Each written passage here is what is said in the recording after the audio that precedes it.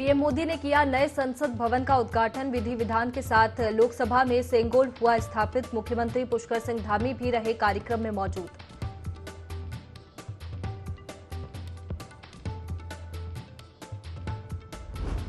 चारधाम यात्रा में केदारनाथ धाम पर सबसे ज्यादा भीड़। दर्शन करने वाले श्रद्धालुओं की संख्या पहुंची 5.5 लाख। अब तक 16 लाख श्रद्धालुओं ने किए चारधाम के दर्शन।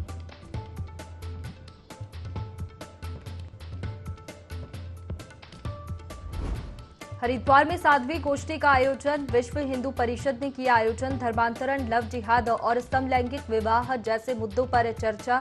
देश भर के साधु संतों ने की शिरकत।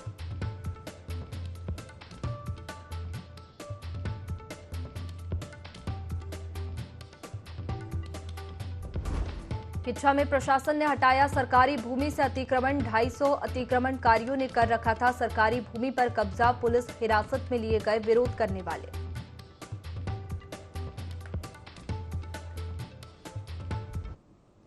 नमस्कार, आप देख रहे हैं देवभूमि लाइव। मैं हूं आपके साथ में वैष्णवी। खबरों की शुरुआत करेंगे देहरादून से, जहां चारधाम यात्रा लगातार चरम पर है।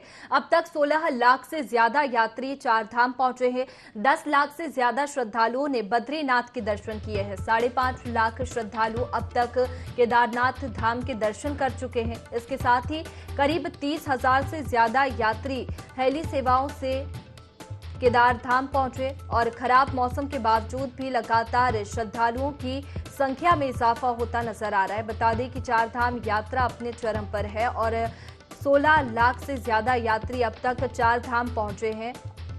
और उत्तराखंड में लगातार मौसम में भी परिवर्तन देखने को मिल रहा है, जिसके चलते मौसम विभाग भी लगातार सतर्क रहने को और सावधानी से रहने को कह रहा है और अपील भी लोगों को से की जा रही है। 10 लाख से ज्यादा श्रद्धालुओं ने अभी तक बद्रीनाथ के दर्शन किए हैं और 5.5 लाख श्रद्धालु अब तक केदारनाथ धाम के दर्शन कर चुके हैं।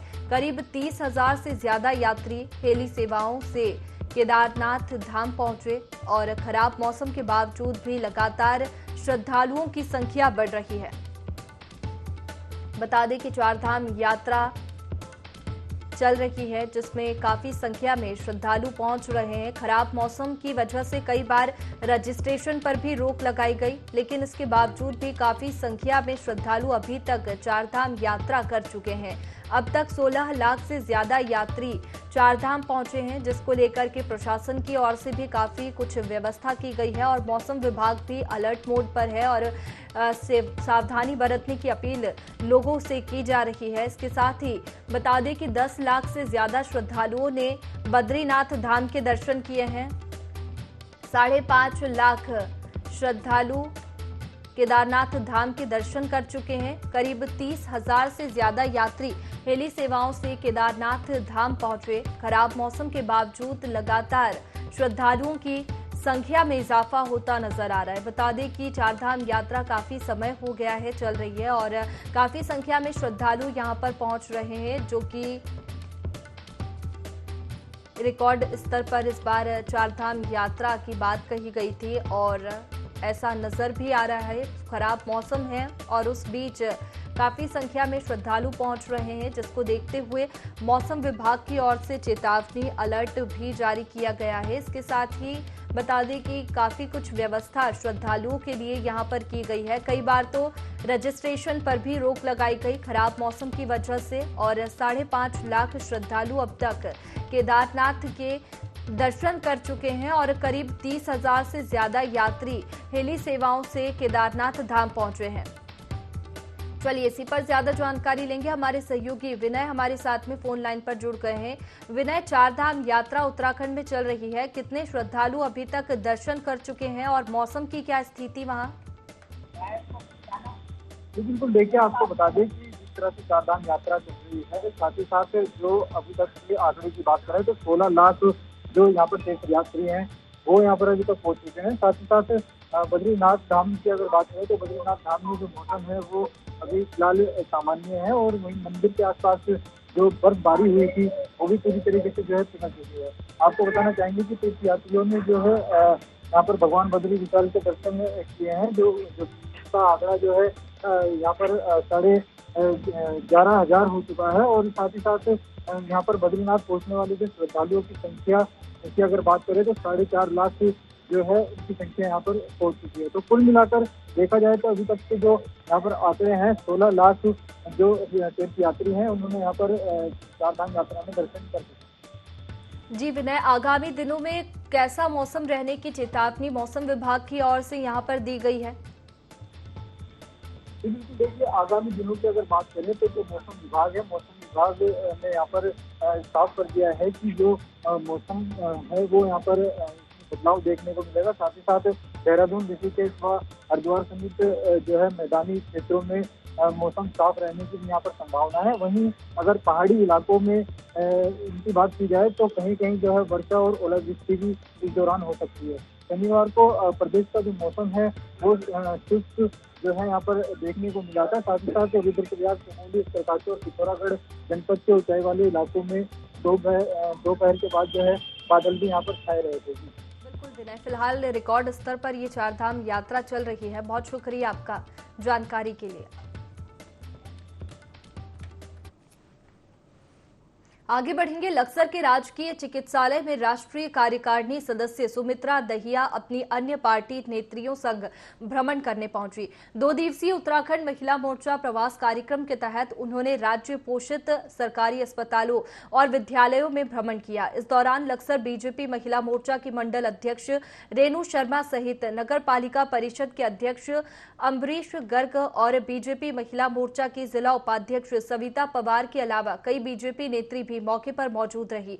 उन्होंने चिकित्सालय में भर्ती रोगियों का फल और मास्क वितरण कर हाल जाना। सुमित्रा दहिया ने पिछली 70 वर्षों की सरकार की अपेक्षा बीजेपी की मौजूदा 9 वर्षीय सरकार का कार्यकाल बेहतर बताया। आपने एक 70 साल की सरकार देखी थी, एक 9 वर्ष की सरकार देखी है। ये हमारे आदरणीय विश्व जनप्रिय जो प्रधानमंत्री जी हैं, आप मुझे ये बताइए, वैश्विक महामारी में क्या हमने 2024 देखा था? एक उदाहरण दे रही हूँ कि जब पूरा देश सो रहा था, हमारे प्रधानमंत्री जाग रहे थे, क्योंकि उनको देश बचाना था और वैक्सीनेशन बनाने में सफल रहे। हमने जिस तरीके से मास्क वितरण किया, फल फ्रूट किया है, ये हम आज सरकार में तब भी कर रहे हैं, सरकार में नहीं थे तब भी करते हैं। भारतीय जनता पार्टी का एक ही तो कर्तव्य है, जन सेवा। जन सेवा हमारा एक सबसे पहले जनता है तो देश सशक्त है। अगर स्वच्छ है तो हम स्वस्थ हैं, हमारा देश स्वच्छ है तो हमारा देश स्वस्थ है। और मैं इसी के ऊपर कहना चाहूंगा, क्योंकि मैं नगर पालिका चेयरमैन होते हुए, क्योंकि मेरा सबसे पहला काम स्वच्छता पे ध्यान देना है, और हम अपने को ध्यान स्वच्छता का रखेंगे तो हम निश्चित रूप से स्वस्थ रहेंगे, और स्वस्थ हम अपने देश को स्वस्थ।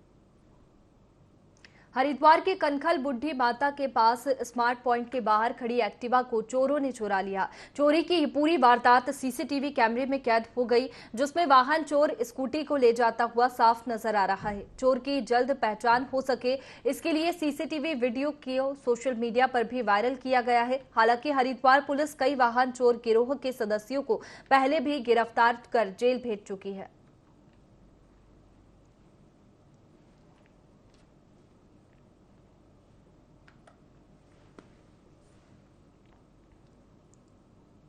ऋषिकेश में G20 सम्मेलन की तैयारियों के दौरान पशु क्रूरता का मामला गर्मा गया है। इस मसले पर राज्य गौ सेवा आयोग एक्टिव हो गया है। आयोग ने 3 सदस्यीय टीम गठित की है, जो मौके पर जाकर मामले की जांच करेगी।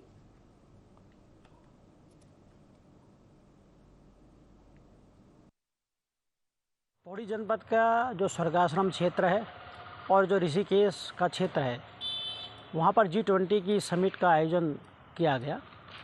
जब आयोजन की तैयारियां की जा रही थी, उस दौरान जो ये क्षेत्र है, इसमें जो नगर पंचायत क्षेत्र है या जो अन्य क्षेत्र हैं, वहाँ पर स्वतंत्र रूप से गोवंश विचरण करता था। उस गोवंश को वहाँ से सड़क से हटाने के लिए जो वहाँ तरीके अपनाए गए वो बड़े अमानवीय तरीके बताए जा रहे हैं, और उनको अन्य वाहनों से ढो करके जंगली क्षेत्र में गिर दिया गया। उस पर गौ सेवा आयोग के द्वारा संज्ञान लिया गया। 3 सदस्यीय गौ सेवा आयोग का जांच दल का गठन किया गया। हम मौके पर जाकर के घटना की सत्यता को जांचेंगे।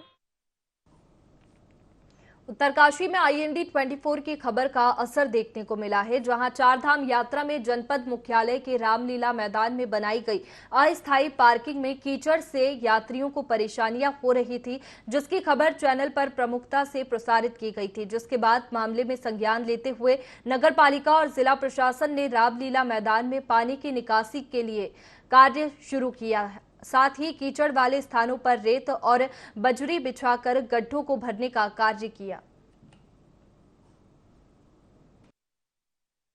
मैं भी देख आया हूँ उसको। एक्चुअली अभी 2-3 दिन से बरसात बहुत ज़्यादा हुई। पहले भी हमने उसको मिट्टी डलवाकर उसको ठीक, उसके जितने गड्ढे थे वो ठीक करवाए थे। तो भारी बारिश होने के कारण वो थोड़ा सा दलदल हो गई है। तो उस पर फिर मैं भी जाकर कर्मचारी को ले जाकर उस पर कार्रवाई करवाऊंगा। हम यात्रा के दृष्टिगत जिला प्रशासन और नगर पालिका ने जो है यात्रियों की सुविधा के लिए आज़ाद मैदान, जिसको कि यहाँ पे रामलीला मैदान भी कहा जाता है, यहाँ पे जो है पार्किंग की व्यवस्था की थी। लेकिन यहाँ पे आप देख सकते हैं कि चारों तरफ कीचड़ ही कीचड़ फैल रखा है, जिसके कारण से जो है यात्रियों को बहुत ही परेशानियों का सामना करना पड़ रहा है। दीपक नोटल, ND24। चलिए आगे बढ़ेंगे। देहरादून पुलिस ने सहसपुर थाना क्षेत्र के रहने वाले वादी नितिन सैनी के फार्म हाउस पर हुई चोरी का खुलासा किया है। SP देहात कमलेश उपाध्याय ने बताया कि वादी नितिन सैनी ने उनके फार्म हाउस पर काम करने वाले चौकीदार ने उनके ऑफिस से 3 लाख रुपए की चोरी की है। सहसपुर थाना अध्यक्ष स्तर पर एक पुलिस टीम का गठन किया गया। पुलिस टीम ने देहरादून से दिल्ली भागने की फिराक के दौरान ही गिरफ्तार कर लिया।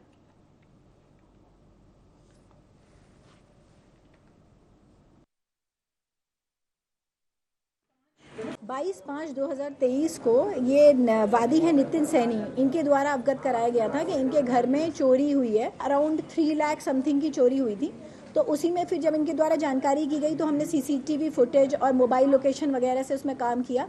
तो ये आज जो इनके वहाँ पे ये काम करता था अमरपाल है, ये बेसिकली ये UP मैनपुरी का रहने वाला है। इसको गिरफ्तार किया गया है और इसके पास से हमने जो इनकी चोरी की गई रकम थी 2,48,210 रुपये, वह भी बरामद करी है। और बाकी चूंकि ये UP का रहने वाला है तो इसके हम आपराधिक इतिहास की भी जानकारी करें। किच्छा की कोतवाली पुलिस ने सुरक्षा कर्मी को गोली मारने की वारदात का खुलासा कर दिया है। पुलिस ने घायल सुरक्षा कर्मी की पत्नी और उसके प्रेमी सहित सुपारी लेकर गोली मारने वाले 2 अन्य आरोपियों को गिरफ्तार किया है। बता दें आरोपियों से फिरौती के 38-48 हजार रुपए और 2 तमंचे बरामद किए हैं।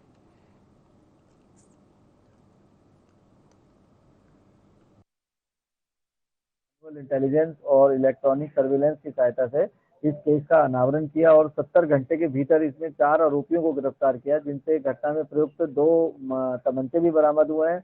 और साथ में जो इसमें सुपारी के रूप में रकम दी गई थी, उस रकम में से 41,000 रुपए, मोबाइल फोन और घटना में प्रयुक्त मोटरसाइकिल, सभी चीजें हम लोगों ने इसमें बरामद की हैं। पूरी तरह से इसमें केस का हमने फुल्ली वर्कआउट किया विदिन 70 आवर्स। तो इस घटना के माध्यम से यही हमारा मैसेज है कि कोई भी यदि ऐसी कोई घटना कारित करेगा तो उसके साथ पुलिस सख्ती से निपटेगी और उसका अतिशीघ्र अनावरण करके उसको पूरी सजा दिलाई जाएगी। इसमें गंगोत्री और यमुनोत्री धाम की यात्रा पर आए RSS के प्रांत प्रचारक डॉक्टर सुशील कोटनाला का बड़ा बयान सामने आया है। जनपद मुख्यालय में मीडिया से बात करते हुए डॉक्टर कोटनाला ने बताया कि द केरल स्टोरी फिल्म सभी हिंदू महिलाओं को देखनी चाहिए ताकि देवभूमि में फैल रहे लव जिहाद और जमीन जिहाद को वह समझ पाए। साथ ही उन्होंने पहाड़ों में एक समुदाय विशेष के लोगों से सावधान रहने की अपील की। बता दें कि पहाड़ों में अधिकतर लोग शिक्षा एवं स्वास्थ्य के लिए लगातार पलायन कर रहे हैं और बाहरी लोग इसका फायदा उठाकर लगातार यहां जमीन खरीद रहे हैं। द केरला स्टोरी ये प्रत्येक हिंदू बालिका को देखनी चाहिए, क्योंकि हमारी जो भारतीय संस्कृति है ये विविधताओं पर विश्वास करती है और लव जिहाद का जो लक्ष्य है वह है गजवाए हिंद। इस फिल्म में दिखाया गया है कि कैसे बहका करके, कैसे दूसरे के धर्म को नीचा दिखाकर हिंदू धर्म का अपमान करके और हमारी बच्चियों को बरगलाया जाता है। तो हमें इस फिल्म के माध्यम से ये प्रेरणा मिलती है कि हमें अपनी संस्कृति की, अपनी परंपराओं की, अपने धर्म की जानकारी होनी चाहिए। बॉलीवुड अभिनेता अक्षय कुमार हेलीपैड से बद्रीनाथ धाम पहुंचे, जहां बद्रीनाथ धाम मंदिर परिसर में बद्रीनाथ केदारनाथ मंदिर समिति उपाध्यक्ष किशोर पवार ने फिल्म अभिनेता का स्वागत किया। इसी बीच अभिनेता अक्षय कुमार ने बद्री विशाल के दर्शन कर पूजा अर्चना की। इस अवसर पर यात्रा मजिस्ट्रेट युक्ता मिश्रा, प्रभारी अधिकारी समेत कई अधिकारी मौजूद रहे। इस दौरान बद्रीनाथ केदारनाथ मंदिर समिति के मीडिया प्रभारी डॉक्टर हरीश गौड़ ने बताया कि अभिनेता अक्षय कुमार ने मंदिर में दर्शन किए, जिसके बाद उन्होंने मंदिर परिसर के बाहर तीर्थ यात्रियों से हाथ जोड़कर अभिवादन भी किया और जय बद्री विशाल के जयकारे लगाए। वहीं उन्होंने यात्रा व्यवस्थाओं को भी सराहा, साथ ही कहा कि देवभूमि आकर वह अभिभूत हुए हैं। तो जहां चारधाम यात्रा उत्तराखंड में चल रही है, इस बीच काफी संख्या में श्रद्धालु चारधाम यात्रा पहुंच रहे हैं और बॉलीवुड अभिनेता अक्षय कुमार भी हेलीपैड से बद्रीनाथ धाम पहुंचे, जहां बद्रीनाथ मंदिर परिसर में बद्रीनाथ केदारनाथ मंदिर समिति उपाध्यक्ष किशोर पवार ने फिल्म अभिनेता का स्वागत किया और इसी बीच अभिनेता अक्षय कुमार ने बद्री विशाल के दर्शन कर पूजा अर्चना की। इस अवसर पर यात्रा मजिस्ट्रेट युक्ता मिश्रा, प्रभारी अधिकारी समेत कई अधिकारी मौजूद रहे। इस दौरान बद्रीनाथ केदारनाथ मंदिर समिति के मीडिया प्रभारी डॉक्टर हरीश गौड़ ने बताया कि अभिनेता अक्षय कुमार ने मंदिर में दर्शन किए, इसके साथ ही यात्रा व्यवस्थाओं को भी सराहा, जिसके बाद उन्होंने मंदिर परिसर के बाहर तीर्थ यात्रियों से भी हाथ जोड़कर अभिवादन किया। बता दें कि अक्षय कुमार भी हेलीपैड से बद्रीनाथ धाम पहुंचे और बद्रीनाथ मंदिर परिसर में बद्रीनाथ केदारनाथ मंदिर समिति उपाध्यक्ष किशोर पवार ने फिल्म अभिनेता का स्वागत किया। इसी पर ज्यादा जानकारी लेंगे हमारे सहयोगी संजय हमारे साथ फोन लाइन पर जुड़ गए हैं। संजय, जहां चारधाम यात्रा उत्तराखंड में चल रही है, इस बीच काफी संख्या में श्रद्धालु पहुंच रहे हैं और अक्षय कुमार भी पहुंचे हैं। जी बिल्कुल वैष्णवी जी, देखिए चारधाम यात्रा चरम पर है और लगभग 4.25 जो लाख यात्रियों का आंकड़ा जो है अकेले बद्रीपुरी में पूरा हो चला है और काफी सुबह से ही काफी सुहावने मौसम में रौनक जो है बढ़ी हुई है भगवान बद्री विशाल के धाम में। इसी बीच सुबह सुप्रभात की बेला में जो बॉलीवुड के खिलाड़ी जो है अक्षय कुमार सिने अभिनेता जो है वो इन दिनों विभिन्न लोकेशनों में धार्मिक स्थलों के साथ विभिन्न लोकेशनों का जायजा लेने अपनी एक फिल्म के सिलसिले में पहुंच रहे हैं और आज सुबह उन्होंने भगवान बद्री विशाल के दर्शन किए। इस दौरान जो बीकेटीसी के उपाध्यक्ष हैं किशोर पवार जी, उन्होंने उनका फूल मालाओं तुलसी माला और दिव्य पुष्पों के साथ उनका स्वागत किया और उसके बाद जो मंदिर परिसर के बाहर आप देख रहे हैं तस्वीरों में जो श्रद्धालु हैं उनमें अलग तरह का एक जोश दिखाई दे रहा है। भगवान बद्री विशाल के जयकारे के साथ अक्षय कुमार से जो मिलने और सेल्फी खींचने की मंदिर परिसर में होड़ लगी हुई थी और आप यूं मान सकते हैं कि जिस तरह से इन धामों में सेलिब्रिटीज का और अन्य वीआईपीओं का आना सिलसिला जो जारी है, इससे भी एक टूरिज्म को अच्छा, धार्मिक पर्यटन को अच्छा प्रमोशन मिल रहा है चारधाम का देश में। जी बिल्कुल, चलिए बहुत शुक्रिया आपका संजय जानकारी के लिए।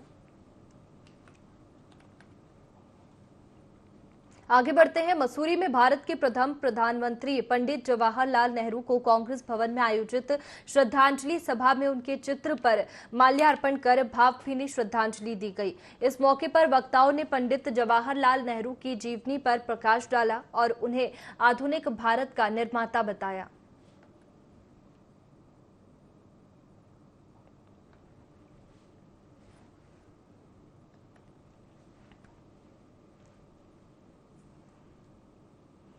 उत्तराखंड राज्य विधिक सेवा प्राधिकरण नैनीताल के निर्देश पर चमोली के कठुड़ राजकीय प्राथमिक विद्यालय में विधिक जागरूकता और साक्षरता शिविर आयोजित किया गया, जिसमें स्कूली छात्रों और ग्रामीणों को नशा उन्मूलन, साइबर क्राइम, बाल श्रम, यातायात, घरेलू हिंसा, बाल अपराध की जानकारी मुहैया कराई गई। साथ ही विभिन्न विभागों की योजनाओं के बारे में भी ग्रामीणों को बताया गया और इन योजनाओं से अधिक लाभ उठाने का आह्वान किया गया। इस अवसर पर पर्यावरण को बचाने, स्वच्छता मुहिम के लिए शपथ भी दिलाई गई और गांव को स्वच्छ बनाए जाने की अपील की। इस दौरान छात्र छात्राओं ने सांस्कृतिक कार्यक्रमों की प्रस्तुति दी।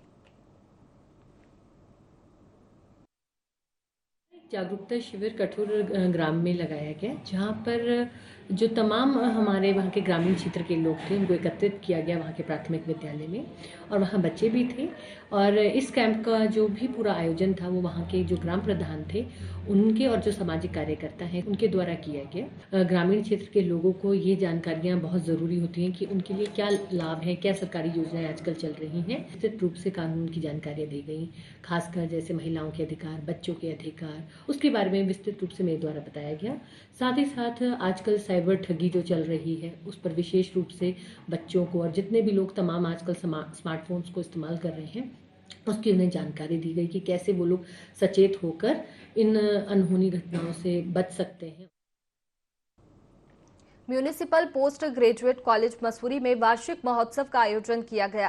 कार्यक्रम में छात्र संघ सम्मान समारोह का आयोजन किया गया। कार्यक्रम में कैबिनेट मंत्री गणेश जोशी मुख्य अतिथि के रूप में शामिल हुए, जहां मंत्री गणेश जोशी ने दीप प्रज्वलित कर कार्यक्रम का उद्घाटन किया और छात्र छात्राओं को वार्षिकोत्सव की बधाई दी। कार्यक्रम में लोक गायिका रेशमा शाह ने शानदार प्रस्तुति दी, जिस पर कॉलेज के छात्र थिरकते नजर आए।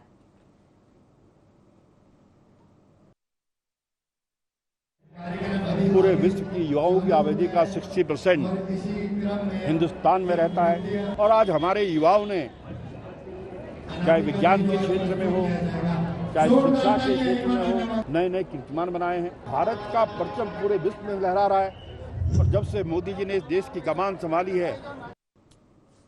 लक्सर में बीते 2 दिनों में कई सड़क हादसे हुए हैं, जिसमें करीब 8 लोगों की दर्दनाक मौत हुई है, जिसको लेकर विधायक मोहम्मद शहजाद ने अवैध खनन के खिलाफ प्रेस वार्ता कर सरकार के विरुद्ध मोर्चा खोलने का ऐलान कर दिया। उनका कहना है कि कोचिंग और स्कूली के वक्त ही क्यों भारी वाहनों को क्षेत्र से गुजरना होता है, ये सवाल सिस्टम पर संदेह पैदा कर रहा है। इसी के साथ विधायक ने आंदोलन की चेतावनी दी है।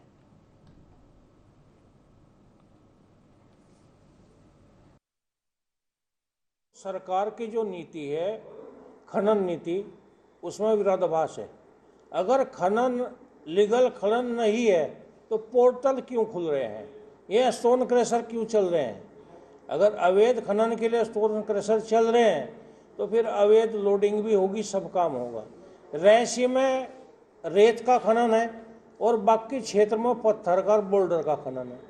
आज प्रशासन को ये नहीं दिख रहा कि स्कूल टाइम पर, ट्यूशन टाइम पर भाई भारी वाहन लक्सर में ना प्रवेश करें, उन्हें बाद में रात के टाइम खाली टाइम पर निकाल लें, जिससे जन हानि ना हो। मैं समझता हूँ कि हर आदमी का एक ही काम बचा है, अवैध खनन, अवैध उगाही। हेमकुंड साहिब में बर्फ के चलते 2 दिनों के लिए हेमकुंड यात्रा को रोका गया। बता दें कि भारी बर्फबारी के बाद गुरुद्वारा प्रबंधन कमेटी युद्ध स्तर पर बर्फ हटाने के लिए काम में जुटा हुआ है। ट्रस्ट के सेवादार लगातार हेमकुंड साहिब गुरुद्वारा परिसर से लेकर अटला कोटी ग्लेशियर पॉइंट तक पैदल रास्ते में पसरे बर्फ को साफ करा, और वहीं तस्वीरों ने देख सकते हैं कि कैसे गुरुद्वारा ट्रस्ट के सेवेदार 14,000 फीट की ऊंचाई पर गिरी बर्फ को साफ कर मार्ग सुचारू करने में लगे हुए हैं। फिलहाल प्रशासन ने घांघरिया से आगे जाने वाले श्रद्धालुओं को रोका।